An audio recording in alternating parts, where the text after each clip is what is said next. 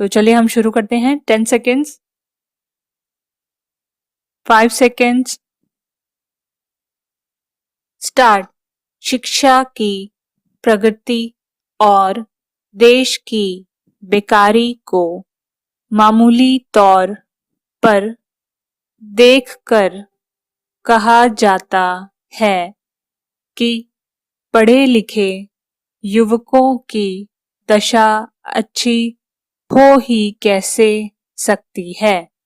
एक तो शिक्षित युवकों की भरमार और दूसरे व्यापार उद्योग धंधों और नौकरी की गिरी हालत बेकारी की भारी जटिल समस्या बनाए हैं।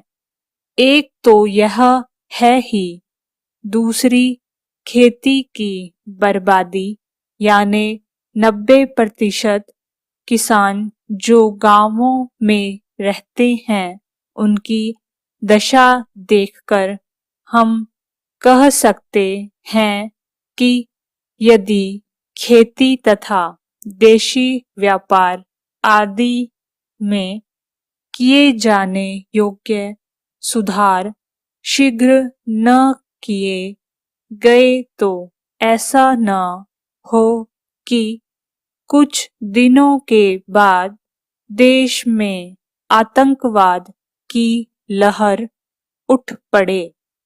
इसमें संदेह नहीं है कि कांग्रेस मंत्रिमंडलों ने जो कुछ किया है वह जहां तक हो सका है किसानों की भलाई के लिए किया है और इसमें संदेह करने की कोई आवश्यकता नहीं है कि जितने समय के लिए ये नियुक्त किए गए हैं, यदि उतने समय तक रह गए तो देश के बड़े बड़े सवाल हल करने का भरसक प्रयत्न होगा।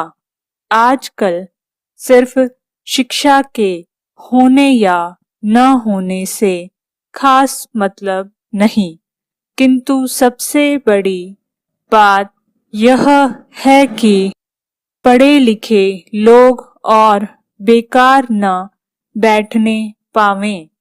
क्या हम नहीं कह सकते कि बेकारी का संबंध देशी व्यापार आदि से है, जिसकी जिम्मेदारी सरकार पर बहुत अधिक है। क्या हम नहीं कह सकते कि विदेशी सरकार से इस विषय में कुछ नहीं हो सकता।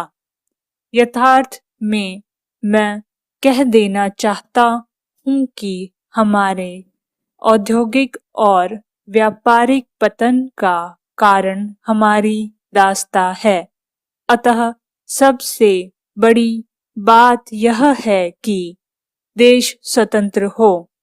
यदि तुमने जापान की उन्नति को देख लिया है, जर्मनी के उत्थान को समझ लिया है, तो क्या तुम कह सकते हो कि दास्ता की बेड़ियों से मुक्त भारत भी देश की बेकारी, अशिक्षा आदि छोटे छोटे सवालों को हल न कर सकेगा। अतः जैसा पहले कहा जा चुका है, हमारी सबसे बड़ी और जटिल समस्या स्वतंत्रता है। सारांश यह है कि देश स्वतंत्र होने पर हमारे सारे राष्ट्रीय प्रश्न आप से आप हल हो जाएंगे। Stop. Thank you so much.